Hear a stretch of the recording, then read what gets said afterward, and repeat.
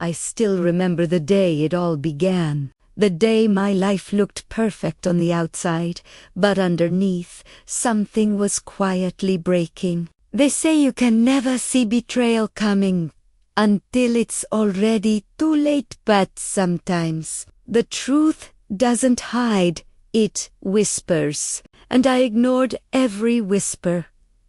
He was my everything, my reason to smile, the person I believed would never hurt me. I trusted him completely. If someone had told me that the same man who held my hand every night was the one who would shatter me into pieces, I would laughed. But life has a way of showing us that not every smile hides love, some hide secrets. When I first met him, he was kind, charming, and patient. The kind of man who looked at you like you were his world. He'd call me every morning just to hear my sleepy voice, surprise me with coffee, tell me that Eddie never let me go. And I believed him. How could I not? He made me feel like I finally mattered. After years of being invisible to everyone else, I had finally found someone who saw me. We built our little world together slowly, beautifully. Movie nights, long walks, promises whispered in the dark. He said all the right things. He held me like he'd never let me fall. I thought love was supposed to feel like that. Soft, real. I thought he was my forever. But forever, it seems, can have an expiration date.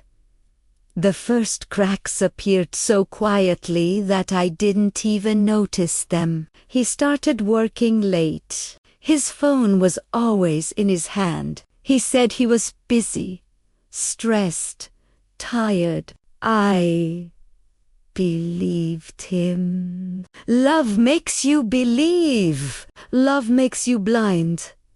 I still remember the first time he changed his password. I laughed about it.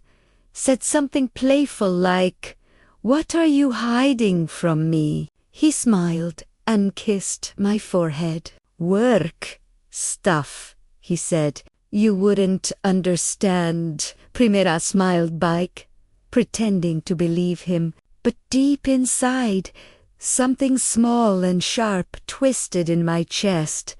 Then came the cologne, a scent I didn't recognize. Strong, seductive, expensive. He said it was a new one, a gift from a client.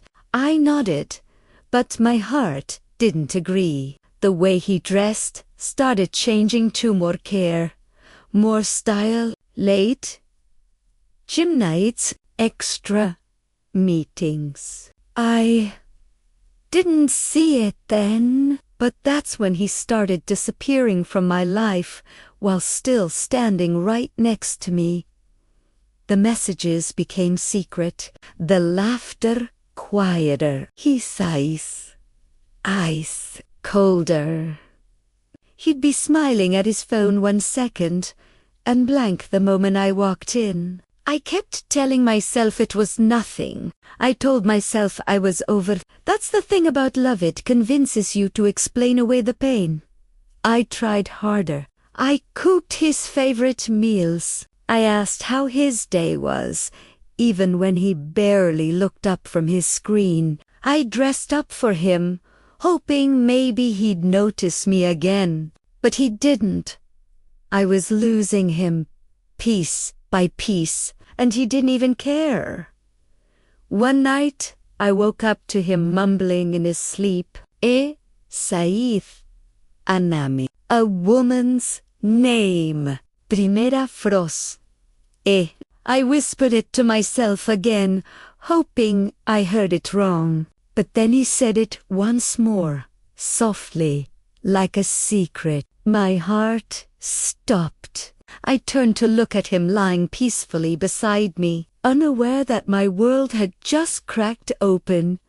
The next morning, I pretended everything was fine. I smiled. I kissed his cheek. But something inside me had changed forever. I couldn't unhear that name. I couldn't ignore the coldness in his eyes. I couldn't keep lying to myself. And then came the message. It was an ordinary evening, and he was in the shower. His phone buzzed. My hands were shaking, but I picked it up. One message. One sentence that destroyed everything I believed. I miss you already. Last night was perfect. My heart sank. My breath caught. My world collapsed in silence. When he walked out of the shower, smiling, talking like nothing happened, I just looked at him. I looked at the man I had loved with all my soul, and I realized I didn't know him at all. He had been living two lives sand. I was the fool who never saw the second one. That night, I cried quietly, facing the wall, while he slept peacefully beside me. The same man who had betrayed me so easily. Every memory we ever made replayed in my mind like a cruel movie. Every promise, every touch, every I love you felt like a lie. But between my tears, something inside me shifted. The pain began to turn into something else, something sharper, stronger. I didn't scream. I didn't confront him. Not yet, because deep down, I already knew what I had to do. I was done being his victim. I was done being weak. He thought I was broken, but he had no idea what I was about to become. I started observing him carefully, watching, listening. Every lie he told, every place he went, I remembered. He thought I was too emotional to think straight, too heartbroken to act. He didn't know that my silence was my armor, that my calm smile was the mask covering a storm. I learned everything about her. Her name, her face, her social media. Every message he sent her, I quietly recorded. Every call I documented. Every night he said he was working late. I had the screenshots proving otherwise. I didn't plan to destroy him in anger. No. I wanted him to feel what I felt: humiliation, shock, loss. I planned it quietly, step by step.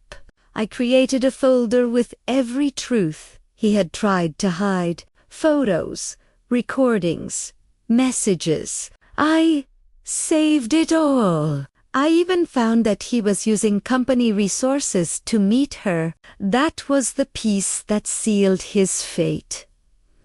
And I waited. I smiled every morning, kissed him goodnight, and said I love you like I always did. He never suspected a thing. He was too busy living his lie. But I knew his day was coming. Days passed, weeks, even. Ik keep link. He kept smiling, and I kept pretending. I had mastered the art of acting, and every time I looked into his eyes, I saw not love but a stranger wearing my lover's face. But the truth always finds its way out, and when it does, it burns everything in its path.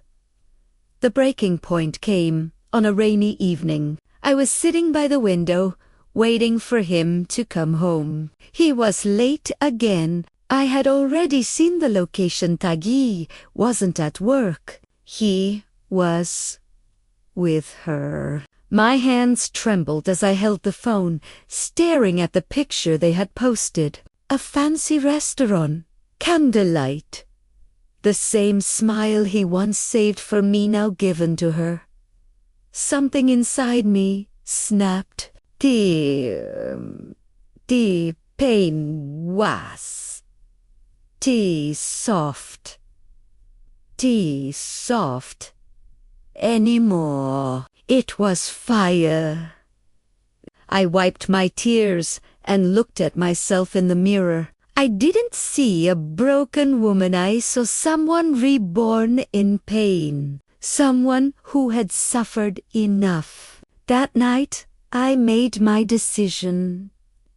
If he could lie so easily, then I could expose the truth just as easily. The next morning, I wore my calmest smile and went about my day like nothing had changed, but my plan had already begun. I reached out to the one person who could help me, the HR manager at his company, who also happened to be my cousin. I gave her the proof. Every message, every timestamp, every picture of him skipping meetings to meet her. It was more than just betrayal, it was professional misconduct. He was about to lose everything he valued. His job, his reputation, his image. But that wasn't enough. I wanted him to feel the same humiliation he made me feel. So I created a fake account using a neutral name and uploaded the evidence publicly. Every text, every photo, every word he wrote to his mistress shared for the world to see. I didn't add his name, but the details were unmistakable. The city, the events, the timeline. Within hours, it spread like wildfire. People whispered, messages started flooding in, and his carefully crafted image began to crumble. That evening, when he came home, I was waiting quietly, calmly. He walked in, frustrated, phone buzzing with notifications. His face was pale. He had no idea that the storm destroying his life had been set in motion by the very woman he betrayed. A look at me, panic in his eyes. Someone spreading lies about me, he said. You won't believe what they've done. I smiled faintly. Lies?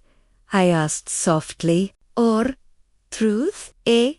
Froze. The silence between us stretched like a knife. His expression shifted from confusion to realization. His voice broke when he whispered, it was you. I didn't deny it.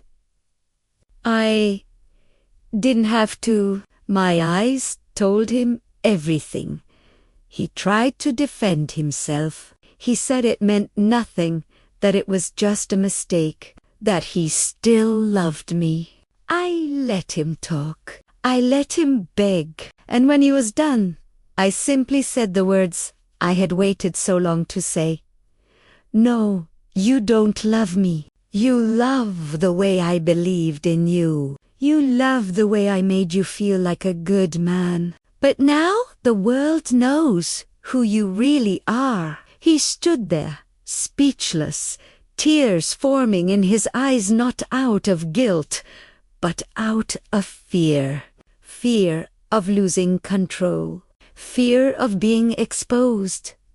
Within 2 days, he was suspended from his job. His friends avoided him.